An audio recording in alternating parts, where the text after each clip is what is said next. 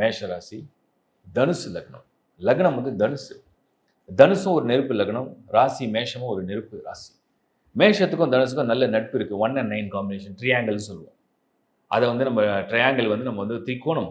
So அந்த திரிகோண அதிபதிகளாக இந்த ராசியும் லக்னமும் சேரும்போது ஒரு பலன் நல்லபடியாக இருக்குது.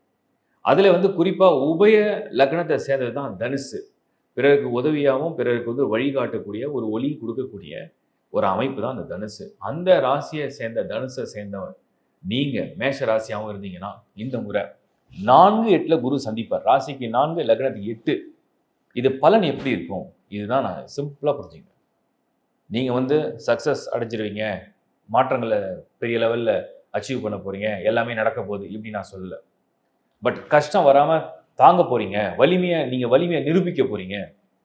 ஒரு மனிதன் வந்து கஷ்டமான சூழ்நிலையில், போராட்டமான சூழ்நிலையில் தான் யார், தன்னோட பலம் என்ன, தான் செய்த புண்ணியம் என்ன, தன்னோட அறிவு என்ன, தன்னோட ஆற்றல் என்ன, அதை நிரூபிக்கிற நேரம் தான் இது.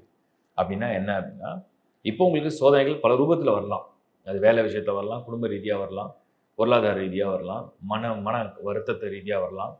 எந்த ரூபத்தில் வந்தாலுமே தனுசு அப்படிங்கிற அந்த லக்னத்தில் பிறந்து மேஷம் அப்படிங்கிற ராசியை சேரும் பொழுது இந்த ஆண்டு 2026 ஜூனில் எதையும் தாங்கும் இதயம் மாதிரி குரு 8ல் வலிமையாக உச்சத்தை இருப்பார்.